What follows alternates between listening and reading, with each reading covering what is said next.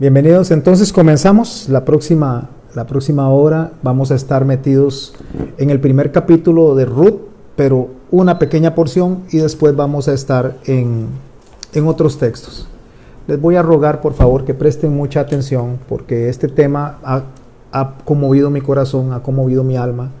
El Señor me ha ministrado, y de la misma manera le rogué a Dios y le ruego en este momento que ministre el corazón y ministre sus almas. El tema se llama No me ruegues que te deje. Justamente palabras que quedaron registradas en el libro de Ruth cuando Noemí le dijo que se volviera a Moab.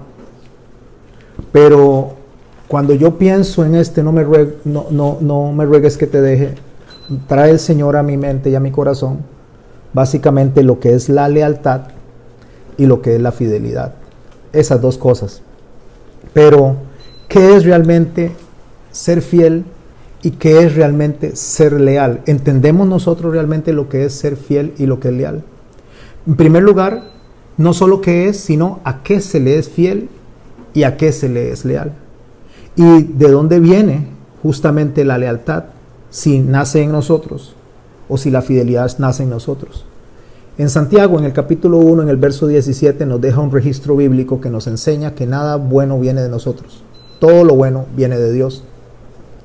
Dice en Santiago 1:17, toda buena dádiva, todo don perfecto desciende de lo alto, del Padre de las luces, en el cual no hay mudanza ni sombra de variación. Me gustaría que por favor tengan presente eso. Todo lo bueno viene de Dios, y recalca Santiago, en el cual no hay mudanza ni sombra de variación. Lo cual significa que Dios no cambia, porque Dios es inmutable. Dios siempre se va a mantener firme en lo que Él dice, a pesar de nosotros, muy a pesar de nosotros, a pesar de nuestros errores, a pesar de nuestros fallos, a pesar de todos esos desaciertos. Dios se va a mantener firme.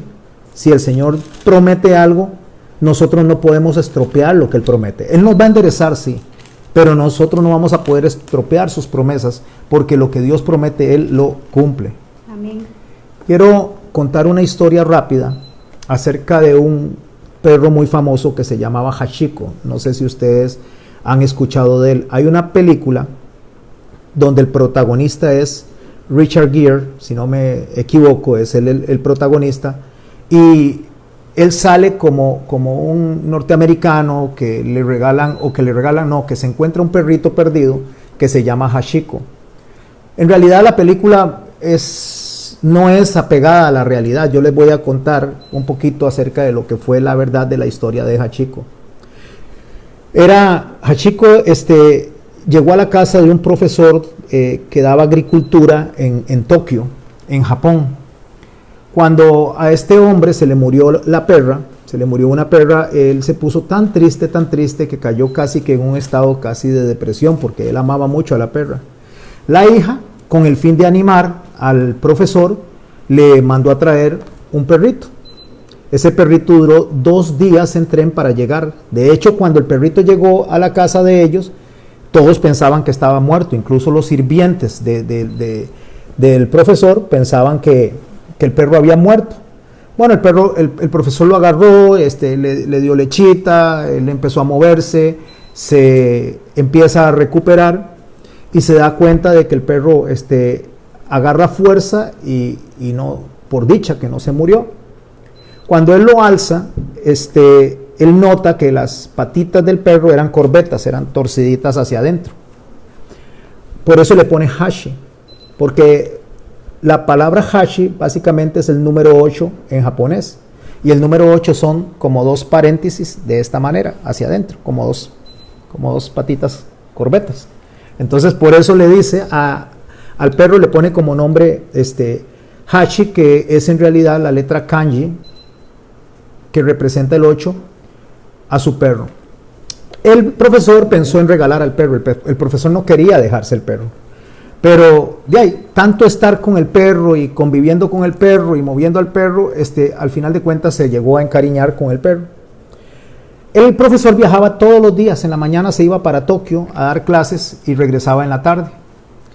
El perro todas las tardes llegaba a esperarlo a él cuando él regresaba en el tren.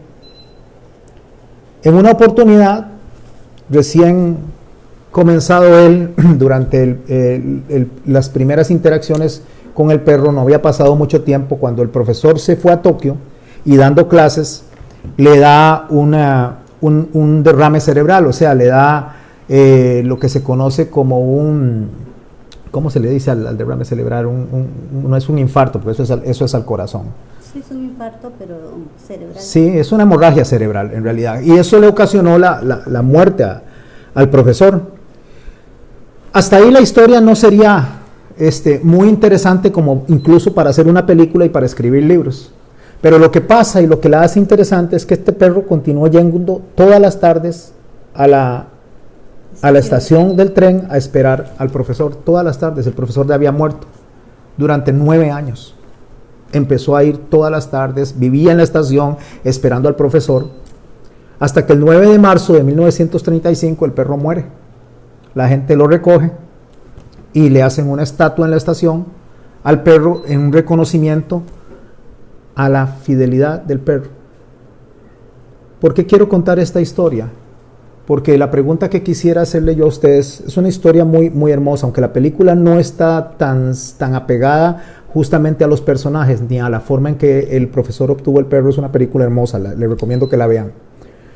Y cuando yo pienso en lo que ese animal hizo durante 10 años, 9, 10 años, de estar yendo a esperar a su amo, ¿qué diríamos del perro? ¿Era leal o era fiel? Porque vamos a hablar de la lealtad, justamente. Vamos a hablar, perdón, de lo que es lealtad y lo que es fidelidad. Entonces mi pregunta es, para ustedes mismos que se la hagan, ¿Hachiko era fiel a su amo o era leal a su amo? Porque cuando nosotros no entendemos la diferencia entre una palabra y la otra, entonces muchas veces le damos algún atributo a algo o a alguien que no lo tiene. Para entender un poquito lo que es la fidelidad y la lealtad, quiero hacer unas pequeñas explicaciones y después meterme en todo lo que son los versos bíblicos. Porque esa es la idea de hoy, que entendamos lo que es la lealtad y la fidelidad, para que se pregunte si usted es leal o si usted es fiel. ¿Qué es la fidelidad primero? La palabra fiel viene de la raíz indoeuropea que significa de fidelis. Ella misma nació de la palabra breit o bereit, que significa origen, estado seguro o un origen de pacto. O sea, la palabra fiel nace de algo que significa el respeto a un pacto, el respeto al origen de algo, el respeto a una promesa.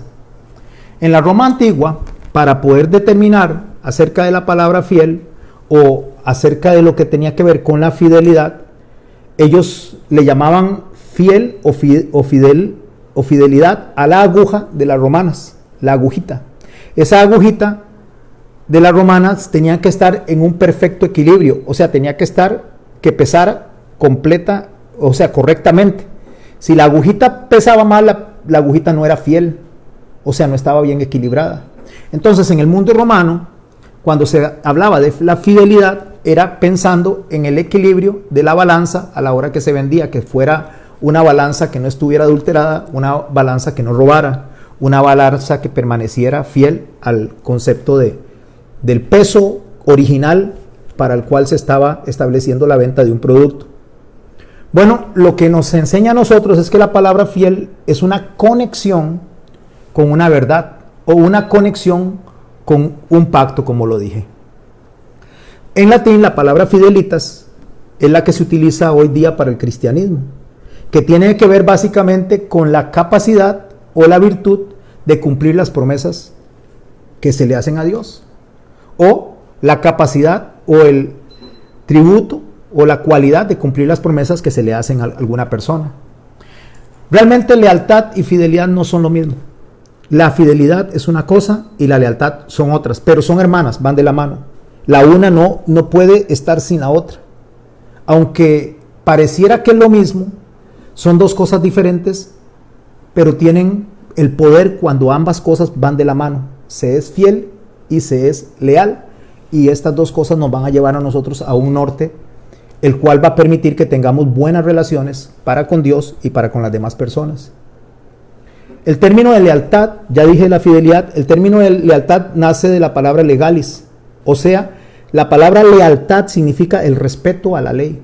Recuerde que la palabra fidelidad significa el equilibrio, significa justamente la observancia a una verdad, el mantener una promesa, el mantener un pacto. La palabra lealtad no es eso. La palabra lealtad es básicamente una palabra totalmente legal y viene de la palabra legalis, como le digo, del latín, y significa respeto a la ley. ¿Cuál es la diferencia entre una y la otra?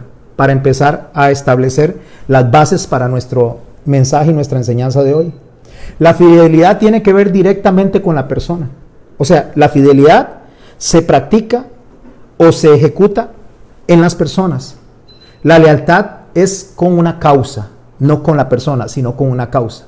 Porque la lealtad tiene que ver con lo legal y la fidelidad tiene que ver con los sentimientos, con las emociones y con las personas. La fidelidad tiene que ver con el amor, básicamente, y con la aplicación del amor. La lealtad tiene que ver básicamente con la aplicación de las normas o los mandamientos que se establecen desde la parte legal, sea de la Biblia, o sea de un país, o sea de un entorno jurídico. Porque la fidelidad tiene que ver con las promesas dadas de un individuo hacia otro. Mientras que la lealtad tiene que ver con acuerdos, con asuntos que legislan la conducta de esas personas, pero no tiene que ver con las emociones, sino tiene que ver con las decisiones. La fidelidad tiene que ver con lo que yo siento hacia la persona, mientras que la lealtad tiene que ver con un compromiso aún que sea contrario a lo que yo siento. O sea, la fidelidad tiene que ver con sometimiento, mientras que la lealtad tiene que ver con asentimiento. ¿Qué es el sometimiento? El sometimiento es que yo vengo y me pongo a la orden de alguien por amor a esa persona. El asentimiento tiene que ver con decir sí, aunque yo no esté de acuerdo con esa persona. Aunque lo que esa persona esté haciendo o haya hecho vaya en contra de mis sentimientos y vaya en contra de mis emociones. ¿Por qué? Porque el asentimiento tiene que ver con la iniciativa ajena, no de las personas, sino del que legisló, del que puso las normas y los acuerdos a respetarse. Dios está en contra del divorcio y está a favor del matrimonio, aun cuando el hombre o la mujer haya fallado, porque resulta que lo que Dios está estableciendo no es la fidelidad entre las dos personas que tiene que ir o va al lado de las emociones, sino el acuerdo que Él estableció dentro de esas personas. Entonces el mandamiento de Él es inquebrantable, porque la promesa de matrimonio no es entre dos individuos, es entre dos individuos delante de la legislación y la norma de Dios. Bueno, no estamos hablando de matrimonio, es para dar una idea de la diferencia entre la fidelidad y la lealtad. O sea, la lealtad no se quebranta aun cuando la fidelidad falla. La lealtad entonces tendría que ver con lo que es justicia. La lealtad es justamente justicia, porque de ahí viene la palabra equilibrio, justicia, que es mantener las cosas equilibradas. Entonces, no se puede quebrantar la justicia porque alguien falló a la norma, porque la justicia viene de Dios y la justicia permanece siempre y para siempre. Entonces, yo debo de mantener la norma aunque no simpatice con la persona que quebrantó la norma. Por eso es que el Señor nos enseña a nosotros a amar siempre, porque el mandamiento es amar y el sentimiento es lo que nosotros producimos. Pero el Señor dice que aunque el sentimiento se vea quebrado, que aunque el sentimiento se vea afectado, nosotros debemos de aplicar la norma, que es el mandamiento. Porque el amarnos los unos a los otros no es una sugerencia, el amarnos los unos a los otros es un mandamiento. Entonces, aunque yo me sienta afectado, aunque me sienta dolido, aunque me sienta traicionado y aunque me hayan traicionado, el Señor dice que debo de perdonar y restablecer la justicia. ¿Qué es restablecer la justicia? Restablecer la norma, porque la norma es amar. Para restablecer la norma debo de perdonar. Para yo poder entender un poco más de esto, de lo que es ambas cosas, cómo van de la mano, voy a empezar a hablar de unos textos antes de ir al texto que nos va a traer a nosotros la enseñanza de hoy, que es el texto de Ruth. Espero que estén conectados conmigo. Cuando digo conectados, que me haya explicado bien, porque lo que viene ahora, aparte de poderoso, es algo que nos va a traer a nosotros realmente a confrontarnos, nos va a traer a nosotros a reflexionar de nosotros mismos. En Juan, en el capítulo 15, en los versos 12 al 17, voy a leer en este pasaje algo que nos habla de ambas cosas, de la lealtad y de la fidelidad. O sea, habla de la causa. Recuerde que la lealtad va con la causa, va con la norma, y la fidelidad va con la emoción y va con el sentimiento. Voy a empezar a leer y voy a tratar de ser pausado en cada una de las cosas que digo para que nos quede bastante claro. Porque de esa manera, cuando yo le pregunto a usted si Hachiko era fiel o era leal, usted me va a dar la respuesta a mí si Hachiko era fiel o era leal. ¿Por qué? Porque un animal no conoce la norma. El animal no conoce la legalidad del proceso. El animal no se mueve por leyes, se mueve por instinto. Pero también el animal siente, el animal expresa. Entonces, el animal no es leal, es fiel. Porque el que es leal respeta la norma por la norma en sí. Pero voy a empezar a leer, porque eso tiene que traernos a nosotros la pregunta: ¿es usted leal o es usted fiel? Porque usted y yo sí tenemos la capacidad de entender la norma. Dice el verso 12 del capítulo 15 de Juan: y este es mi mandamiento. Ahí está la norma, ahí está la causa. Este es mi mandamiento, que se amen los unos a los otros como yo los he amado. Ahí está la fidelidad. El mandamiento es ámense, y la fidelidad es lo que nosotros vamos a experimentar los unos para los otros. Nadie, en el verso 13, recuerde que estamos en Juan 15, mi esposa lo está poniendo ahí para los que quieran llevar notas. Nadie tiene amor más grande que el de dar la vida por sus amigos. Y subraye eso, dar la vida por sus amigos. Porque la amistad tiene que ver con la fidelidad, no con la norma, sino con la fidelidad. Es lo que yo siento hacia la otra persona. Pero dice el Señor, en el verso 14, dice: ustedes son mis amigos si hacen lo que yo les mando. O sea, yo los considero amigos si respetan la norma, si respetan el mandamiento. La forma en que ustedes sean mis amigos es que ustedes sean respetuosos a lo que yo les digo que tienen que hacer. Ve cómo vamos construyendo acerca de lo que es la norma y lo que es el sentimiento o lo que es el amor. Ya no los llamo siervos, dice, porque el siervo no está al tanto de lo que hace su amo. Los he llamado, ¿qué? Amigos. Porque todo lo que a mi padre le he oído decir, se lo he dado a conocer a ustedes. ¿Por qué? Porque un amigo no se esconde las cosas. Un amigo se dice las cosas aun cuando le duela. Si un amigo o una amiga está haciendo algo incorrecto y nos está lastimando, tenemos que decirlo. O incluso si un amigo está haciendo algo que no nos está lastimando a nosotros, pero está lastimando a otras personas, tenemos que decirlo. Porque la amistad está en decir las cosas sin miedo a que te señalen ni a perder esa amistad. Porque si perdiste esa amistad, no era amistad entonces. Porque el verdadero amigo va a recibir el consejo y va a recibir la reprensión. Va a analizar y va a cambiar esa conducta. Pero eso tiene que ver con la fidelidad más que con la norma.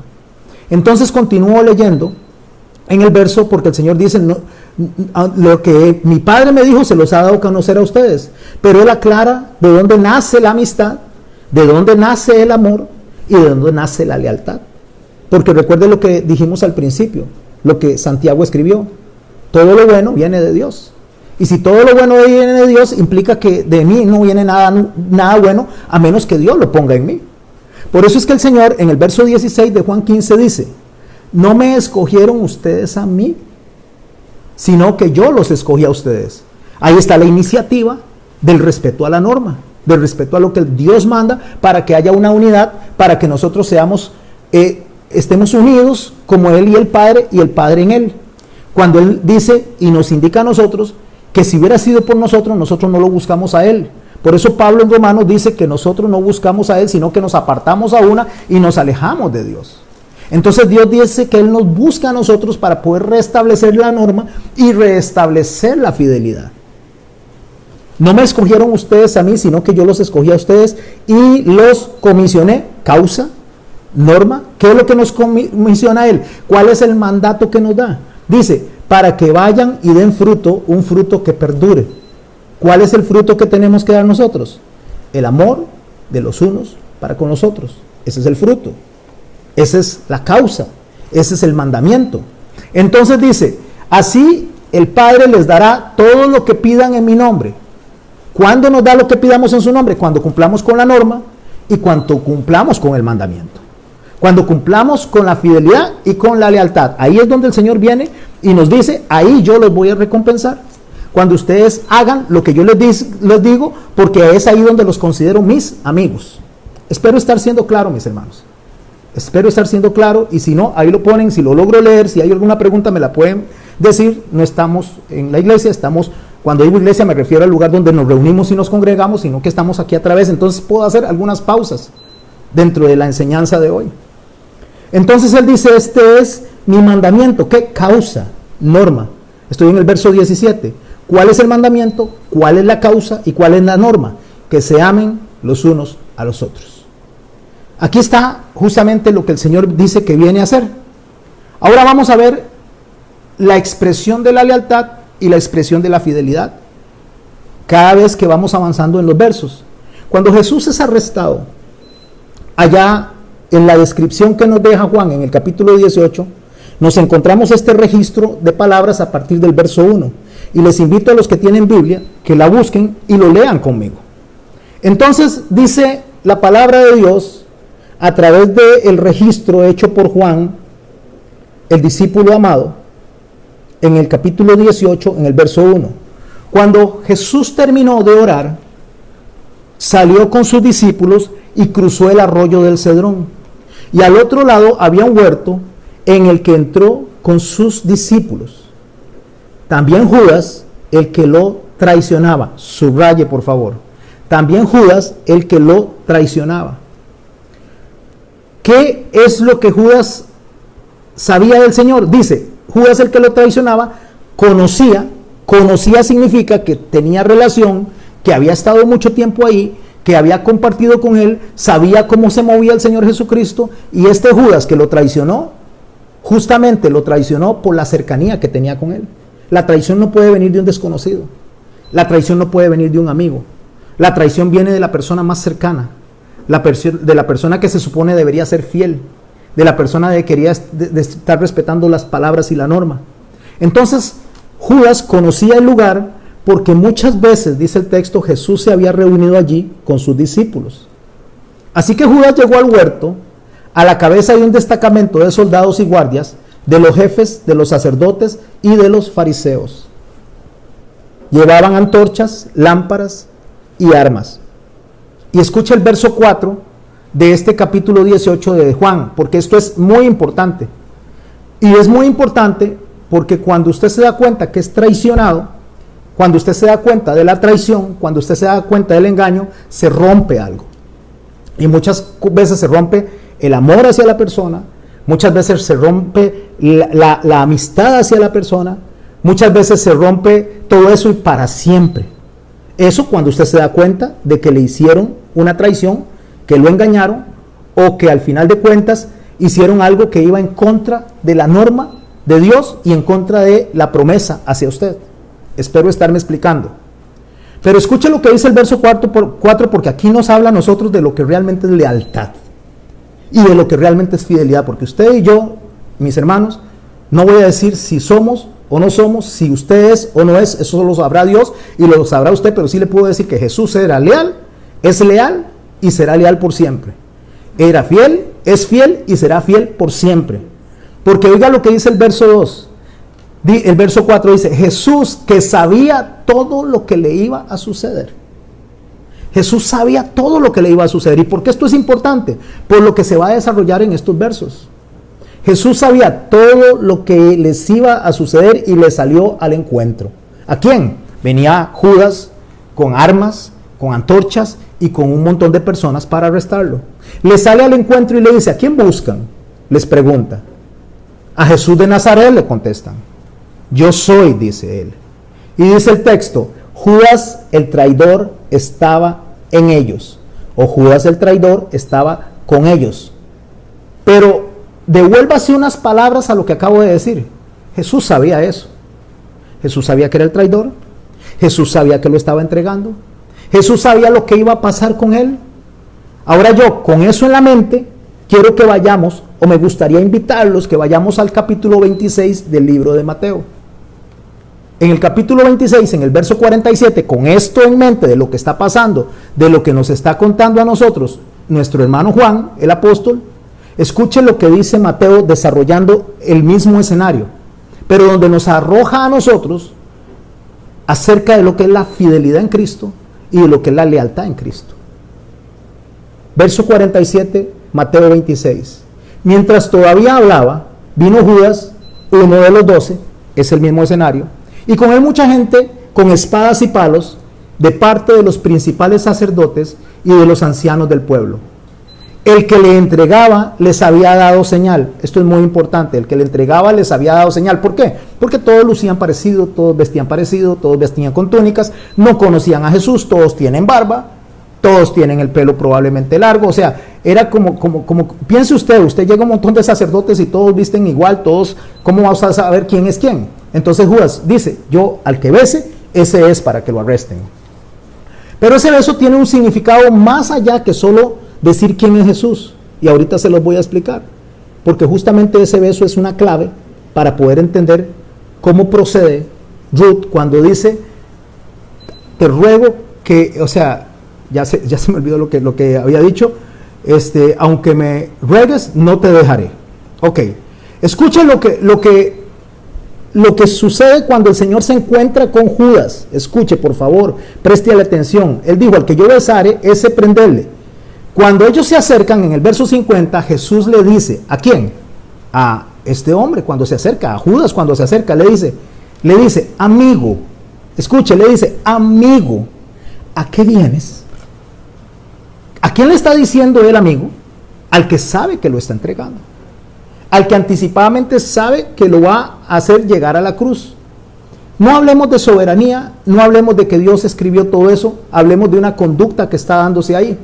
¿A qué vienes, amigo?, le dice. Porque el Señor dice, o la palabra mejor dicho, dice a través del libro de Lucas en el verso 22-48, que entonces cuando Jesús le dijo eso, Judas con un beso, que le dio, el Señor le dice, con un beso entregas al Hijo del Hombre.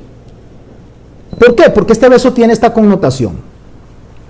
Cuando usted besaba a una persona, podía ser por saludo, por reconocimiento, pero la parte principal de un beso, cuando alguien se despedía de otra persona, especialmente de un maestro, de un rabino, era liberar de responsabilidad.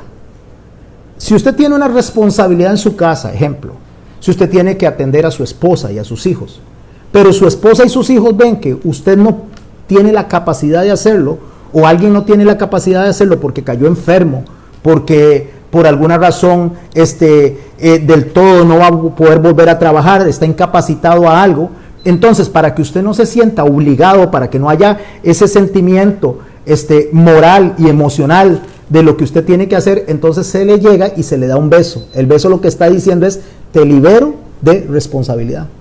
A partir de ahora no eres responsable de mí, de mi cuidado, ni de mis actos.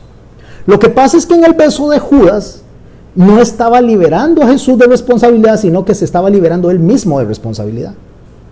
Ese es el escenario hipócrita en el que Judas se está moviendo. Ese es el escenario de traición en el que Judas se está moviendo. Ese es el escenario donde Jesús sabe lo que él está diciendo y aún así le llama amigo.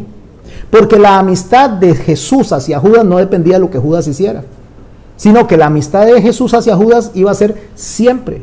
Él les había ya dicho, les llamo amigos a todos, incluyendo a Judas. Pero en ese momento él no dijo, ya no sos mi amigo, sos un traidor. Él continúa diciendo amigo. Porque la lealtad del Señor, que va de la mano de la fidelidad, no iba a cambiar lo que él sentía hacia Judas, ni lo que él le había dicho a Judas y le había dado como identificación a Judas. Déjenme explicarlo esto un poquito más. Lo que quiero decir es que aunque Judas le hubiera dado figurativamente carta de divorcio, aunque Judas hubiera adulterado, el Señor Jesucristo mantenía su pacto. Mantenía su pacto con Dios y mantenía su pacto con Judas. Judas lo rompió, pero él no lo iba a romper. Tanto es así que fue hasta la cruz, y fue hasta la cruz incluso también por Judas. Judas se perdió porque ya estaba para eso. Cuando digo ya estaba para eso es porque Judas no se arrepintió. Judas terminó quitándose la vida. Pero el amor de Jesús acompañó a Judas hasta el final. Hasta el final. Ahora, con eso, dice el texto que se acercaron, echaron de mano a él y lo arrestaron. ¿Tenemos todo eso en nuestra mente? ¿Tenemos todo esto ya en nuestro corazón? Ahora sí vamos a Ruth, al capítulo 1, para que hablemos justamente de lo que yo tenía o tengo en mi corazón para enseñar en esta tarde, en esta noche. Voy a contar un poquito de la historia de ellas al principio, de Ruth y Noemí, y después vamos a abordar algunos versos para darle cuerpo a esta enseñanza. El libro de los jueces se da en un tiempo donde termina justamente los jueces diciendo, cada uno hacía lo que bien le parecía. O sea, el libro de jueces termina diciendo cada uno hacía lo que le daba la gana. O sea, nadie obedecía a Dios, nadie respetaba la norma, o por lo menos la mayoría de las personas no respetaban la norma. Así termina el libro de jueces. Pero resulta que el escenario de Ruth se da dentro del libro de los jueces.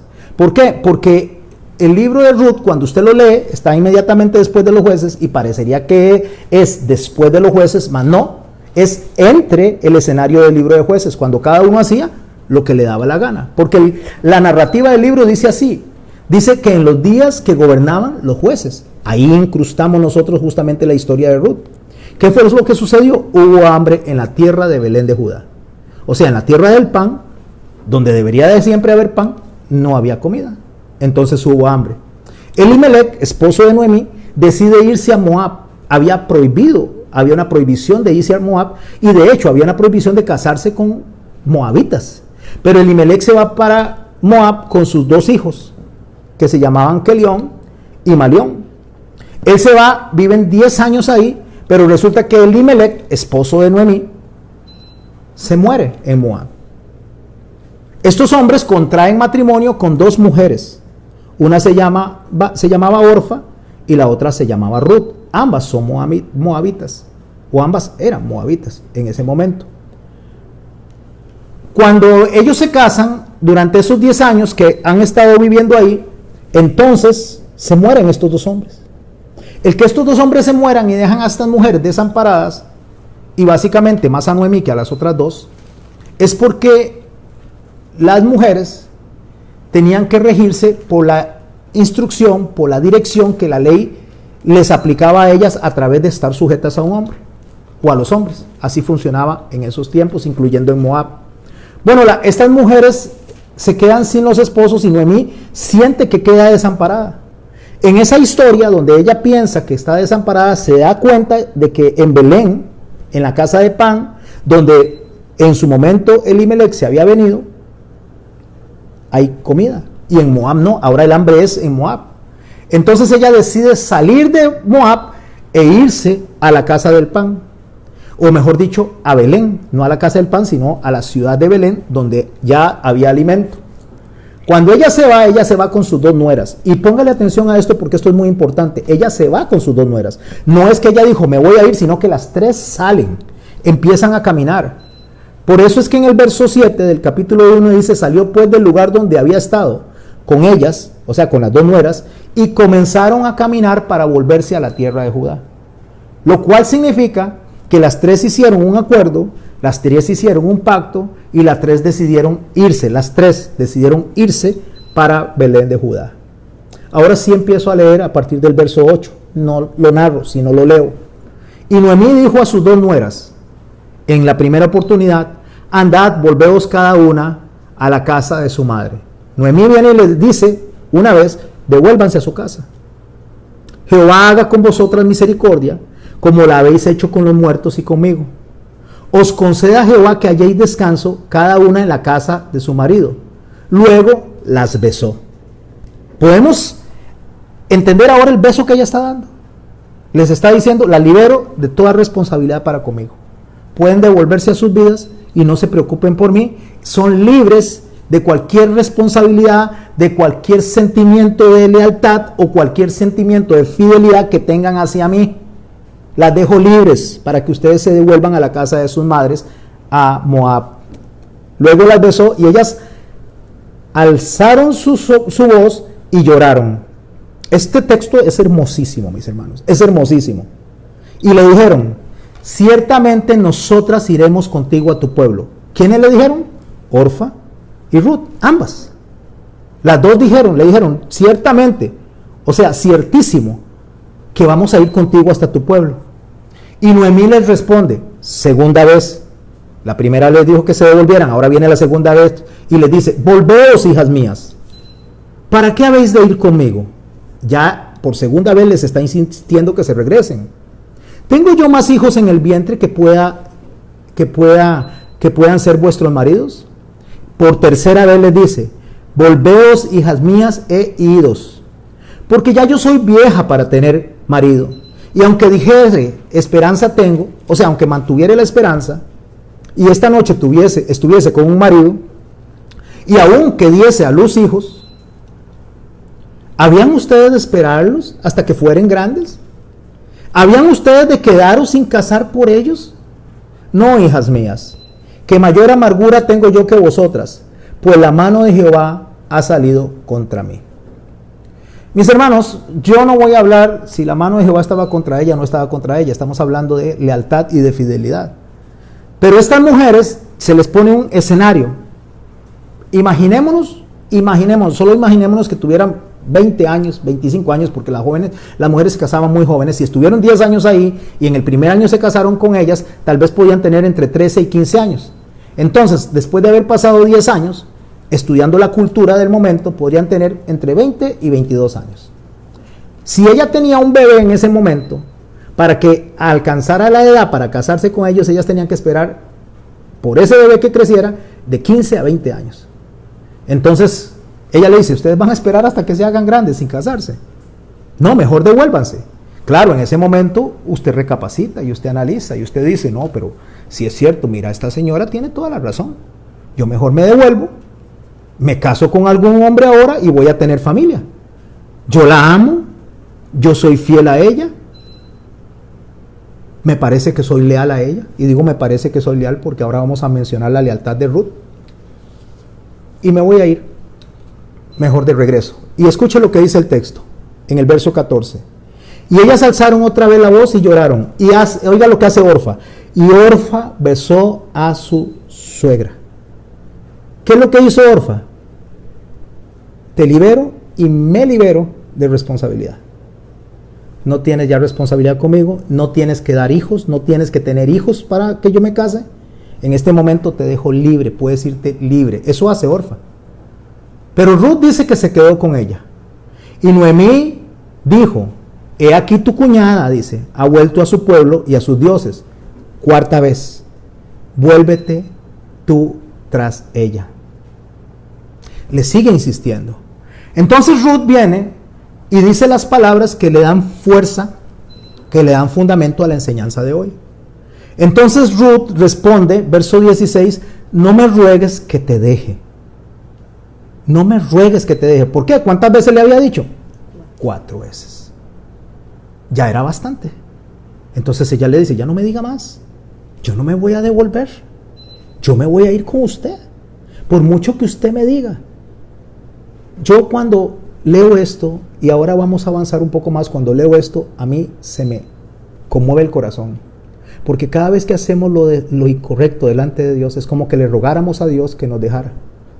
Cada vez que nos equivocamos, cada vez que pecamos, cada vez que lo traicionamos, cada vez que hacemos lo incorrecto hacia nuestros hermanos, cada vez que tenemos ese tipo de conductas que laceran el mandamiento, la norma que Dios nos dio a nosotros en cuanto a amarnos los unos a los otros, cuando dejamos de hablarle a alguien solamente porque creemos que no es suficiente el amor como para perdonarle. Y digo que creemos porque no lo hacemos, no tomamos la iniciativa de ser pacificadores. Es como que Dios nos dijera a nosotros cada vez que nos toca el corazón, como hoy lo está haciendo a través de la palabra, cuando nos exponemos a la palabra, es como que si Dios nos dijera, no me ruegues que te deje, porque no te voy a dejar. Porque de lo que me diste, dijo Jesús, no perdí nada.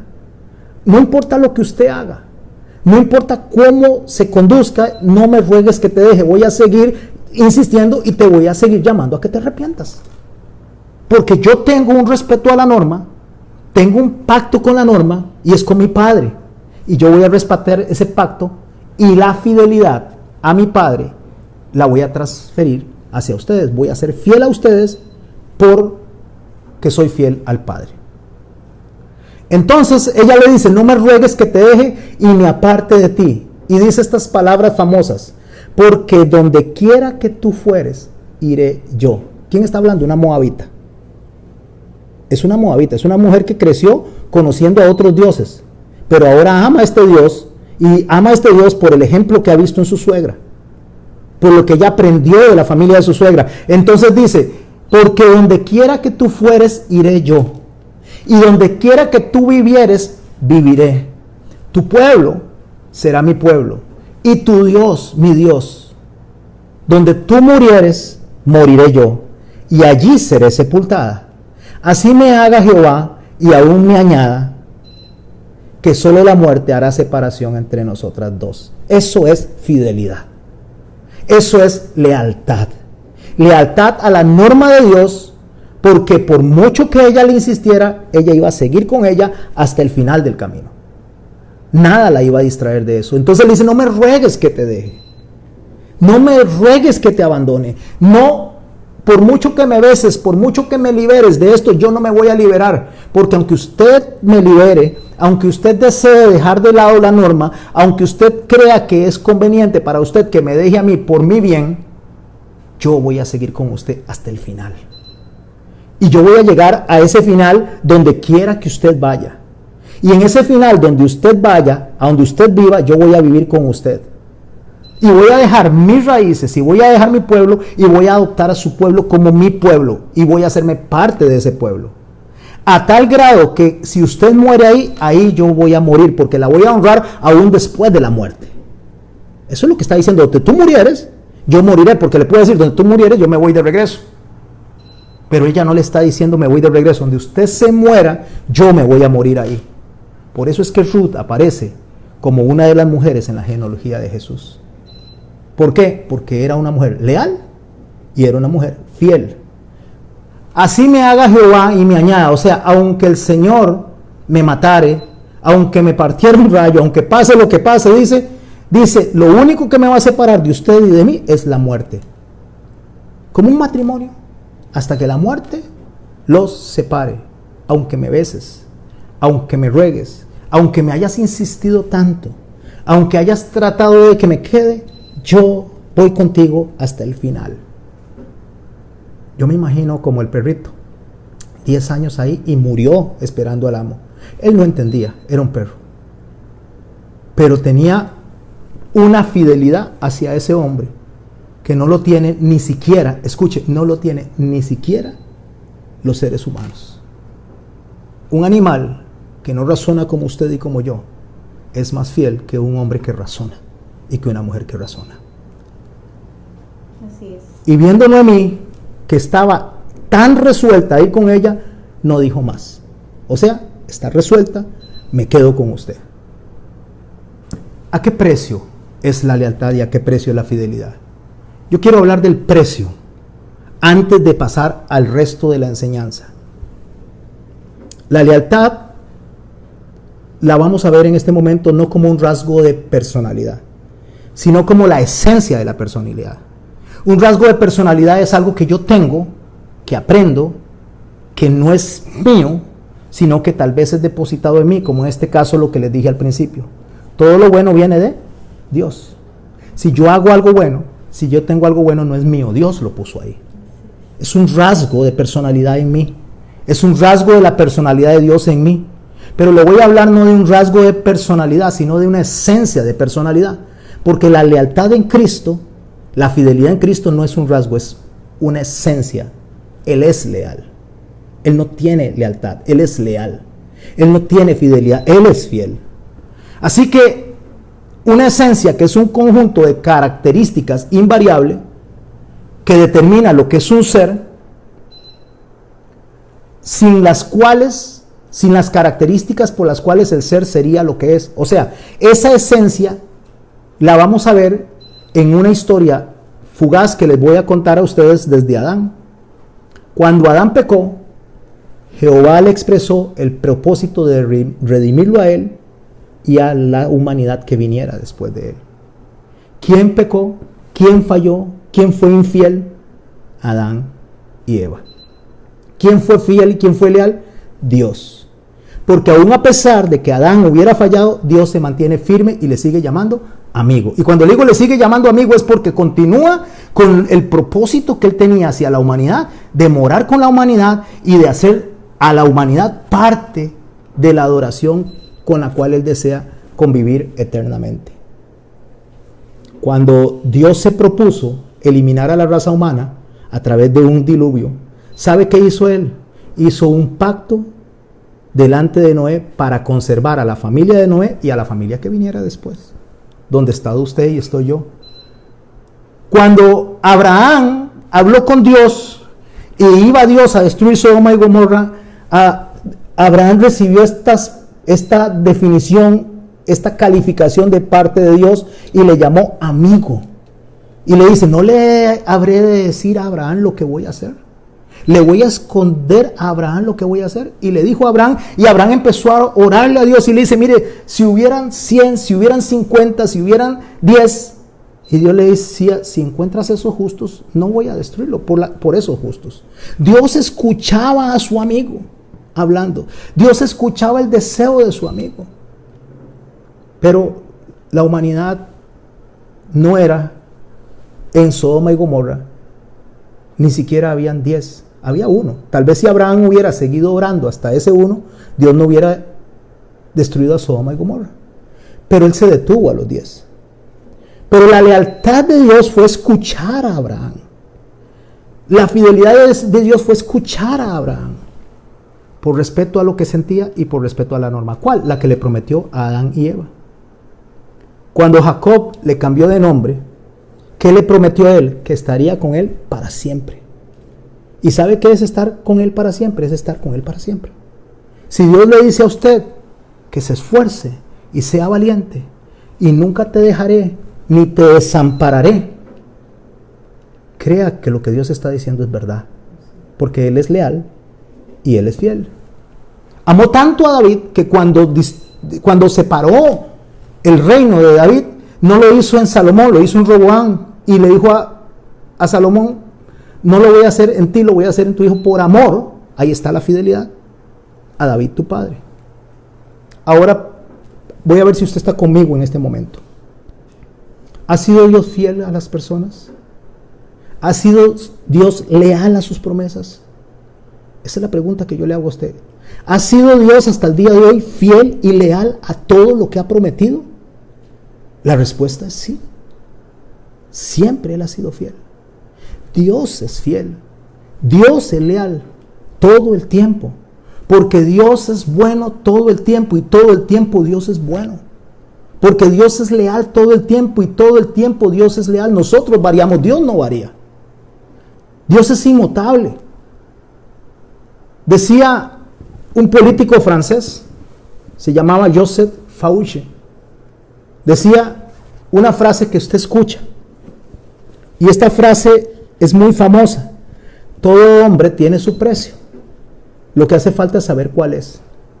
Yo le pregunto a usted, ¿todo hombre tiene su precio? O sea, todas las personas tienen precio como para corromperse, todas las personas pueden ser sacadas de la norma, todas las personas pueden ser sacadas justamente de la fidelidad que Dios pide a la norma y de la fidelidad que Dios pide a la persona. Si fuera así, todo el mundo se divorciaría. Pero no todo el mundo se divorcia porque no todo el mundo tiene su precio. Porque el precio del pecado es la muerte. Porque la paga del pecado es la muerte. Mas la dádiva de Dios dice la vida eterna. Amén. No todas las personas se abrazan del divorcio.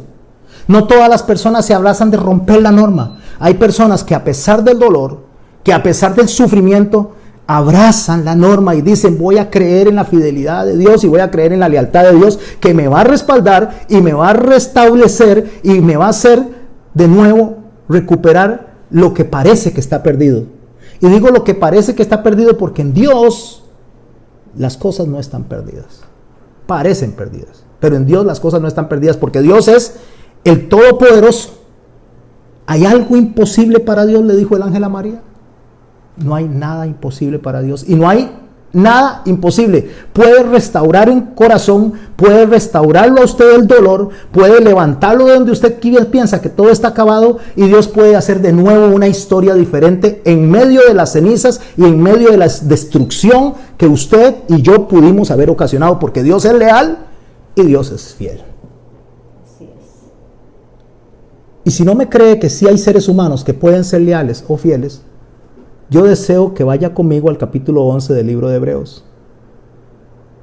El libro de Hebreos, una de las cosas que hace es que aplica todo un capítulo entero a la fe y a los héroes de la fe.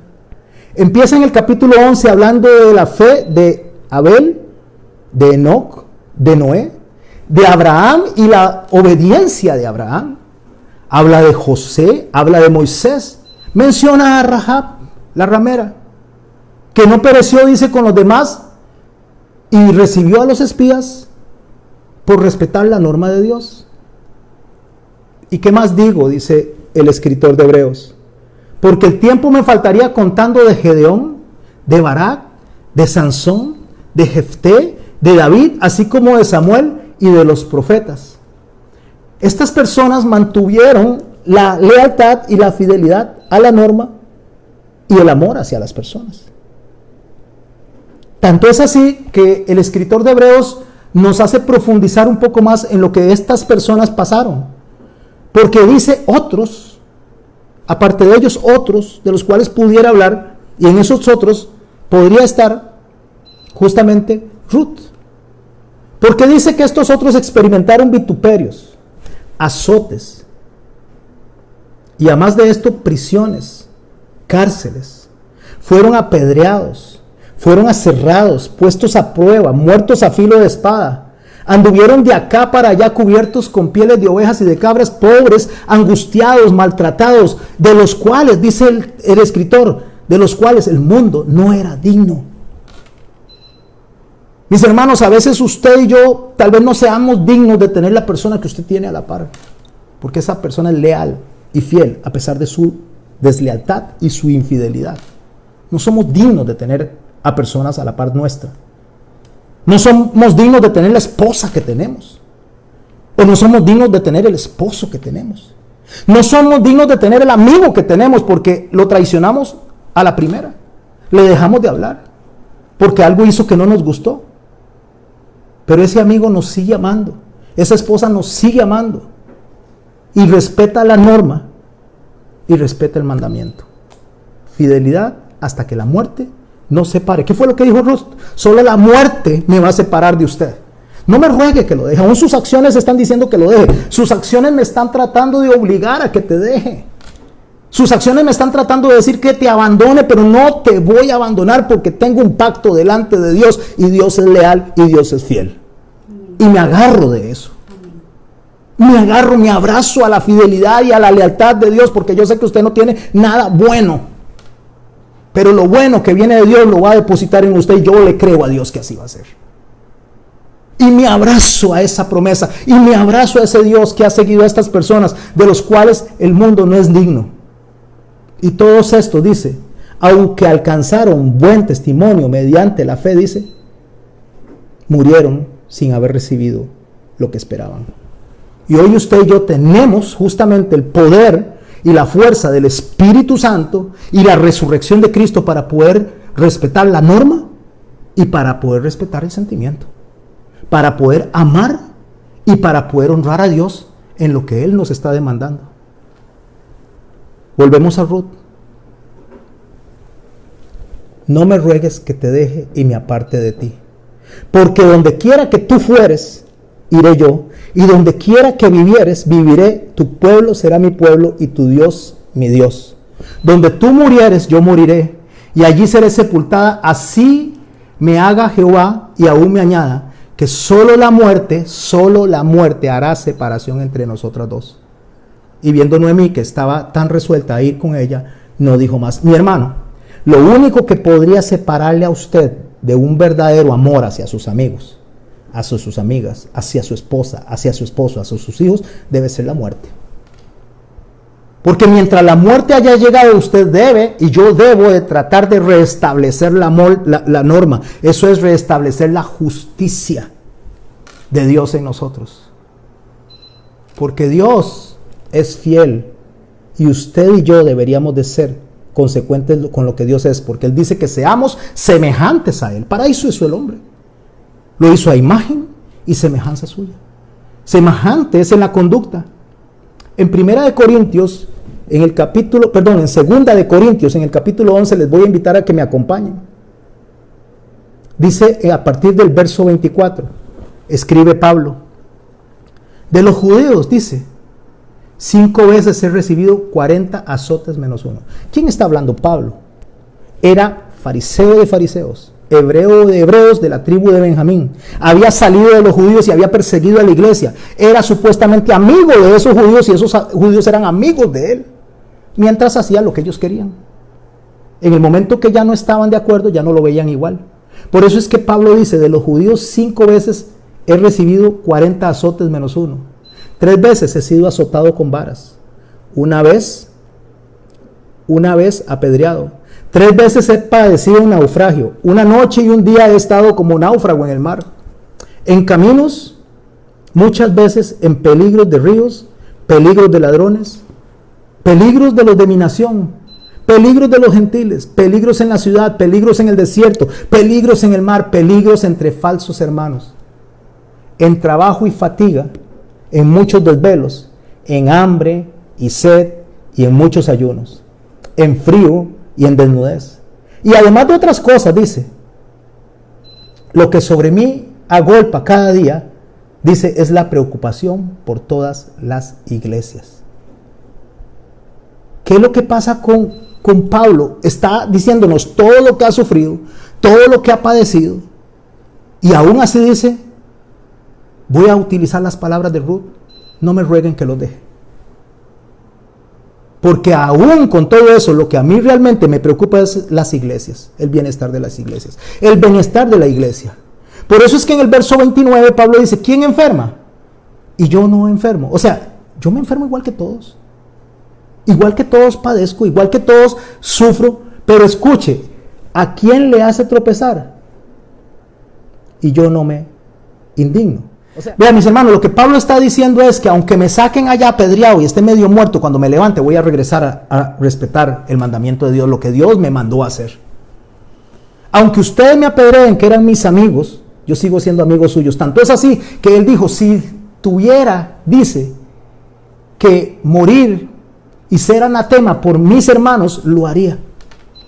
Era tanto el amor de Pablo por la gente, por los judíos, tanto el amor que él decía, si tuviera yo que perecer por ellos, lo haría. Pero él sabía que no, porque tenían que arrepentirse ellos de eso. Pablo había sido perseguido, había sido azotado, ¿qué no había recibido Pablo? Pero Pablo fue leal y Pablo fue fiel. Leal a la norma, leal al mandamiento del Señor, y fue fiel a sus sentimientos hacia las personas. Ninguna de estas personas pudo hacer que Pablo desistiera, al grado de que Pablo murió decapitado en Roma, por esa iglesia a la que él amaba, por la iglesia de Cristo. Dice Pablo, si es necesario gloriarse, o sea, si algo tengo que aplaudir, me gloriaré ¿en qué? En mi debilidad.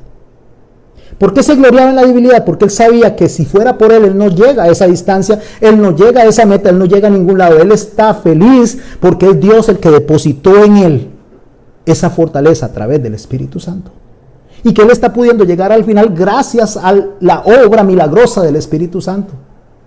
Por eso Pablo dice, el Dios, el Padre, el Dios y Padre de nuestro Señor Jesucristo, quien es bendito por los siglos, sabe que yo no miento. O sea, Pablo está diciendo, si alguien me tiene que escudriñar de que realmente los amo y podría morir por ustedes, es Dios, y Él sabe que no estoy mintiendo. Y como Dios puede escudriñarlo a usted y a mí, sabe si nosotros tenemos un compromiso con su iglesia hasta que la muerte nos separe.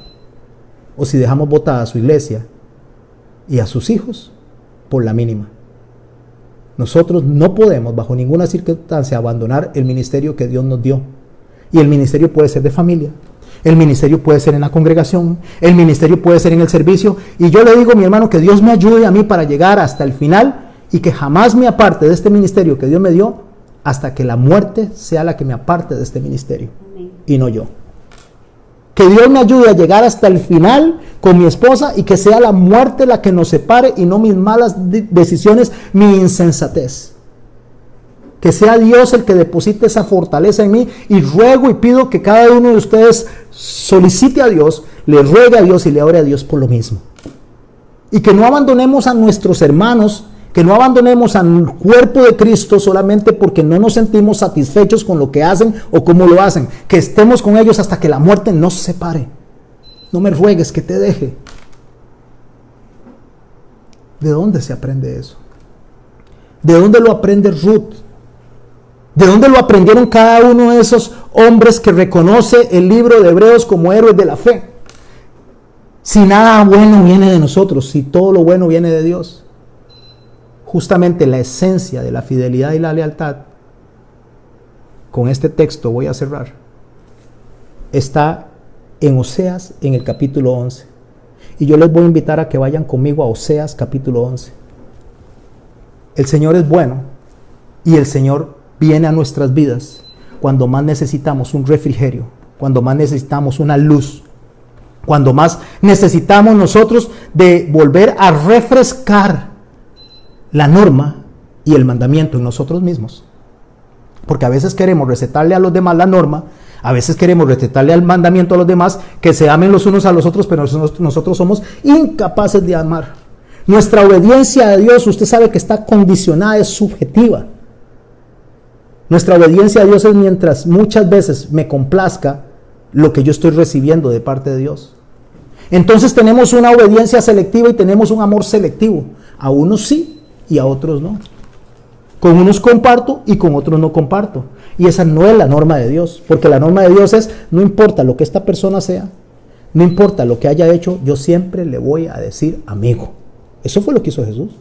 Yo siempre le voy a decir amigo, aunque me están crucificando, aunque sé todo lo que va a pasar y todo lo que está pasando, yo le voy a llamar amigo. Oseas, capítulo 11. Cuando Israel era muchacho, estoy en el verso 1, yo lo amé, dice Dios. O sea, cuando Israel estaba inmaduro, cuando Israel era joven, dice, yo lo amé. De Egipto llamé a mi hijo. Y no está hablando del hijo de Dios, está hablando de Israel como su hijo, está hablando de su pueblo. De Egipto llamé a mi hijo, de Egipto llamé a mi pueblo. Pero cuanto más yo lo llamaba, dice, más se alejaba de mí. O sea, entre más yo trataba de ayudarle, él más me rogaba con sus acciones que lo dejara. Entre más yo trataba de salvarlo, él con sus actos más quería obligarme a condenarlo. Más quería obligarme a que lo exterminara. Cuando más yo lo llamaba, tanto más se alejaba de mí. A los Baales sacrificaba y a los ídolos ofrecía, ¿qué? Sahumerios. Todo lo contrario de lo que la norma establecía, porque la norma decía, no te harás dioses ajenos. No adorarás a otro que no sea Jehová tu Dios, pues ellos lo hacían lo contrario. Pero aún así, dice el texto en el verso 3, aún así, a pesar de todo lo que hacían, a pesar de los traidores, a pesar de los ingratos, a pesar de los desobedientes, a pesar de los malagradecidos, dice, yo con todo esto, dice, enseñaba a andar al mismo Efraín. ¿Quién estaba guiando al pueblo? Dios. ¿A pesar de qué? De esa ingratitud del pueblo. ¿Y gracias a qué? A la lealtad de Dios y a la fidelidad de Dios. Tomándole de los brazos, dice. ¿Cómo?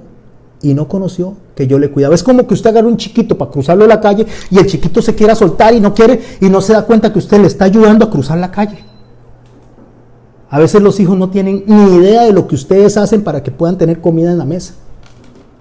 A veces los hijos no tienen ni idea del sacrificio que usted tiene que hacer para ponerle un par de zapatos, para ponerle el vestido. Y más bien se pelean con usted y a veces le dicen esta grosería, me gustaría que otra persona fuera mi mamá. Me gustaría que otra persona fuera mi papá. Es que la mamá de fulanito, esa sí me gusta como mamá. Es que el papá de fulanito, ese sí me gusta como papá. Es que el esposo de fulanita, usted debería de aprender del esposo de fulanita.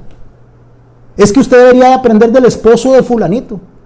Es que esos sí son esposos, es que esos sí son hermanos, es que esos son amigos. Usted y yo no somos amigos. Eso está haciendo estas personas. Están diciendo, no, Dios, usted no es para mí lo que a mí me gustaría que fuera. Y aún así dice, yo los llevo de la mano. Aunque me traten así, aunque me rechacen y aunque hablen de mí así. Por eso dice que fui para ellos, tomándole de la mano yo les cuidaba, con cuerdas humanas los atraje, con cuerdas de amor. Y fui para ellos como los que alzan el yugo. El yugo es lo que llevan aquí en la nuca los bueyes. Y eso los chima, les daña el lomo. Entonces él dice que él es como el que lo levanta para que eso no les chime el lomo. O sea, les va ayudando para que lo que les está pasando no sea tan terrible. Aunque es terrible, sería peor si Dios los hubiera abandonado. Entonces dice, fui para ellos como los que alzan el yugo de sobre su cerviz y puse delante de ellos comida, o sea, los alimenté. Verso 5, no volverán a la tierra de Egipto, sino que el asirio mismo será su rey porque no se quisieron convertir. Voy a tener que castigarlos, pero podría destruirlos, pero no los voy a destruir, solo los voy a castigar. No los voy a exterminar, solo los voy a castigar. Caerá espada sobre sus ciudades y consumirá sus aldeas y las consumirá a causa de sus propios consejos. O sea, voy a tener que disciplinarlos porque son muy necios. Voy a tener que disciplinarlos porque no quieren respetar la norma. Voy a tener que disciplinarlos porque no son fieles. Pero yo sí soy fiel y yo sí soy leal, dice Dios. Por eso es que Él dice, entre tanto mi pueblo está adherido a la rebelión contra mí, aunque me llaman Altísimo, ninguno absolutamente me quiere enaltecer. Me llaman Altísimo, pero no quieren obedecer. Les estoy pidiendo que hagan algo y no lo quieren hacer, porque cada uno está metido en su propio consejo. Pero pregunta a Dios, ¿cómo podré abandonarte, oh Efraín? ¿Te entregaré yo, Israel? ¿Cómo podré yo hacerte como a Adma y ponerte como a Zeboín? Son dos de las ciudades que fueron destruidas con Sodoma y Gomorra. O sea, el Señor dice, ¿cómo voy a hacer eso? ¿Cómo te voy a destruir? ¿Cómo voy a acabar contigo? ¿Cómo es que te voy a dar carta de divorcio? ¿Cómo es que te voy a echar? ¿Cómo que te voy a exterminar? No puedo hacer eso. Yo no puedo hacer eso contigo. Dice, no lo puedo hacer. ¿Pero por qué? Por usted. No, usted es un infiel. No es por usted, es por mí. ¿Por qué dices que es por mí? Porque dice en el verso 8, en la segunda parte, mi corazón se conmueve dentro de mí. Se inflama toda mi compasión. Porque yo soy así, porque los amo como los amo, porque respeto la lealtad, porque respeto la norma, porque respeto la fidelidad, porque se lo prometí a Adán y Eva, se lo prometí a Noé, se lo prometí a Abraham, se lo prometí a Isaac, se lo prometí a Jacob, se lo prometí a David y lo prometí a través de mi hijo porque les prometí, dice, se inflama todo mi corazón, se conmueve todo mi corazón, se llena de compasión. Por eso no ejecutaré el ardor de mi ira, ni volveré para destruir a Efraín. ¿Por qué? Porque soy Dios y no hombre. El santo en medio de ti, no entraré a la ciudad. Él está diciendo, no me ruegues que te deje. En Malaquías 3:6, y con este texto cierro, porque yo, Jehová, no cambio. Por eso, hijos de Jacob, no habéis sido consumidos. Hermanos y hermanas, usted y yo estamos escuchando este mensaje de amor y de compasión. Este mensaje que trató mi alma y mi corazón, este mensaje que me ha quebrantado a mí, hoy lo está escuchando usted. Porque podemos estar exterminados, podemos estar acabados. Podría ser que su matrimonio y mi matrimonio estuviera destruido, deshecho, sus hijos quién sabe dónde, tal vez metidos en drogas, tal vez metidos en otras cosas. Tal vez podríamos estar con enfermedades venéreas, tal vez podríamos estar totalmente destruidos. Pero gracias a que Dios no cambia, gracias a que Él es inmutable, gracias a que se llena su corazón de compasión, se hincha de amor, tanto, gracias a eso, usted y yo estamos hoy escuchando este mensaje. que debe de llevarnos a gratitud, que debe llevarnos a adoración, que debemos ir a exaltar su nombre y a decirle: Padre, qué bueno eres, Señor.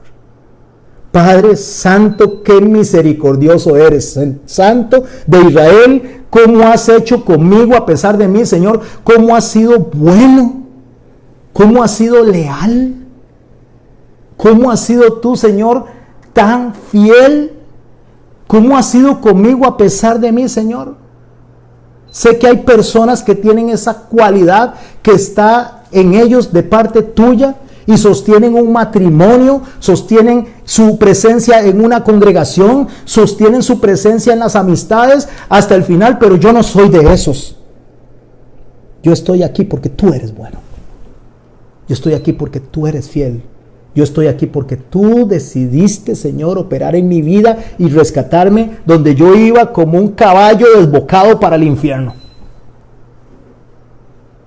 Porque yo, Jehová, no cambio. Por eso, hijos de Jacob, no habéis sido consumidos. ¿Qué es lealtad y qué es fidelidad? ¿Era Hachiko leal? No, era fiel. Hachiko era fiel, porque era un animal que no entendía, pero era más fiel que nosotros que entendemos. Hachiko y muchos perros son reconocidos por fidelidad hasta la muerte, y nosotros los seres humanos somos reconocidos por traicioneros en la mínima, por traicioneros en las pequeñas cosas, porque de nuestra boca sale ofensa hacia un hermano, y la norma es: pase por alto la ofensa. Ame como yo amé, dijo el Señor. De la misma manera que yo amé. Y como Él amó, se entregó hasta la muerte. Y una muerte en cruz que no le tocaba a Él. Porque Él era y será inocente por siempre. Pero llevó sus pecados y mis pecados sobre sus hombros. Para que usted y yo podamos llegar delante de Dios, que es fiel y leal, y decirle: Señor, perdón. Señor, perdóname. Perdóname porque realmente, Señor, no merezco que me ames como me amas. Pero reconozco tu amor, reconozco tu fidelidad y reconozco tu lealtad. Y la hago parte de mi vida y voy a conducirme de ahora en adelante como tú quieres que yo me conduzca. Porque esa es la única forma que yo puedo demostrarte a ti gratitud. No hay otra forma. La gratitud se demuestra obedeciendo al Padre e imitando al Hijo, a través del poder del Espíritu Santo. Que el Señor les bendiga. Mi amada, hermosa esposa va a orar por nosotros, nos va a bendecir, y gracias por acompañarnos una semana más. Y recuerde lo que el Señor nos enseña. El Señor nos dice a nosotros de la misma manera que Ruth lo dijo: no me rueguen que los deje. ¿Por qué? Porque no los voy a dejar. No los voy a dejar. Aunque tenga que disciplinarlos, aunque tenga que castigarlos. Pero si yo prometí sellarlos con el Espíritu Santo y salvarlos, los voy a salvar, a pesar de ustedes. Y que Dios nos guarde y Dios nos proteja. Que Dios nos guíe y que sepamos dar mensajes de amor, mensajes de compasión, y dejar de estar siendo jueces de otras personas. Porque nosotros no somos jueces de nadie. No somos ni jueces ni detectives. Somos hijos de Dios que recibimos un amor inmerecido, y de la misma manera tenemos que enseñarle a los demás que ese amor inmerecido también los está llamando a ellos. Yo estoy a la puerta y llamo. Si alguno oye mi voz y abre la puerta, entraré a él, cenaré con él y él conmigo. ¿Quieres cenar en la presencia del Señor? Solamente ríndete delante de él. Respeta la norma, respeta el mandamiento.